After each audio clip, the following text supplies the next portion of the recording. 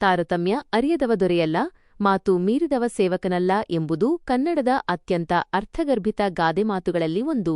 ಇದು ಆಡಳಿತಗಾರ ಮತ್ತು ಸೇವಕನ ನಡುವೆ ಇರಬೇಕಾದ ಗುಣಧರ್ಮಗಳು ಹಾಗೂ ಅವರ ಜವಾಬ್ದಾರಿಗಳನ್ನು ಬಹಳ ಸ್ಪಷ್ಟವಾಗಿ ವಿವರಿಸುತ್ತದೆ. ಈ ಗಾದೆಯ ಸಂಪೂರ್ಣ ವಿಸ್ತರಣೆ ಇಲ್ಲಿದೆ. ಗಾದೆಯ ಅರ್ಥ ಮತ್ತು ವಿಸ್ತರಣೆ. 1. ತಾರತಮ್ಯ ಅರಿಯದವ ದೊರೆಯಲ್ಲ. ಒಬ್ಬ ರಾಜ ಅಥವಾ ನಾಯಕನಿಗೆ ಇರಬೇಕಾದ ಅತಿ ಮುಖ್ಯ ಗುಣವೆಂದರೆ ವಿವೇಚನೆ, ಡಿಸ್ಕ್ರಿಮಿನೇಷನ್ ಜಜ್ಮೆಂಟ್.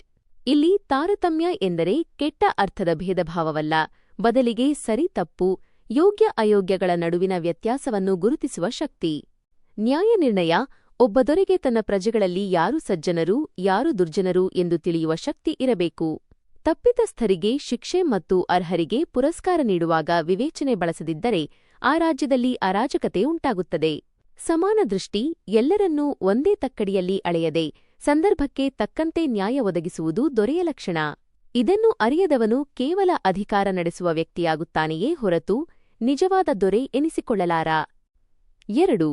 ಮಾತು ಮೀರಿದವ ಸೇವಕನಲ್ಲ.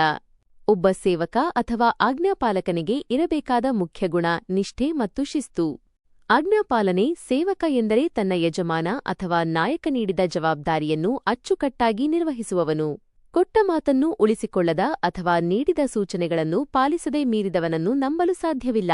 ನಂಬಿಕೆ. ಯಾರು ಶಿಸ್ತನ್ನು ಉಲ್ಲಂಘಿಸುತ್ತಾರೋ ಅಥವಾ ತನ್ನ ಕರ್ತವ್ಯದ ಮಿತಿಗಳನ್ನು ಮೀರಿ ನಡೆಯುತ್ತಾರೋ ಅವರು ಸೇವಕನ ಸ್ಥಾನಕ್ಕೆ ಯೋಗ್ಯರಲ್ಲ. ನಾಯಕ ಮತ್ತು ಸೇವಕನ ನಡುವಿನ ಬಾಂಧವ್ಯವು ನಂಬಿಕೆಯ ಮೇಲೆ ನಿಂತಿರುತ್ತದೆ. ಮಾತು ಮೀರಿದಾಗ ಆ ನಂಬಿಕೆ ಮುರಿದು ಹೋಗುತ್ತದೆ. ತಾತ್ಪರ್ಯ. ಈ ಗಾದೆಯು ಸಮಾಜದ ಪ್ರತಿಯೊಂದು ಹಂತಕ್ಕೂ ಅನ್ವಯಿಸುತ್ತದೆ. ಒಂದು ವ್ಯವಸ್ಥೆ ಸುಗಮವಾಗಿ ನಡೆಯಬೇಕಾದರೆ ನಾಯಕನಿಗೆ ದೂರದೃಷ್ಟಿ ಮತ್ತು ವಿವೇಚನೆ ಇರಬೇಕು. ಅನುಯಾಯಿಗೆ ಶಿಸ್ತು ಮತ್ತು ನಿಷ್ಠೆ ಇರಬೇಕು.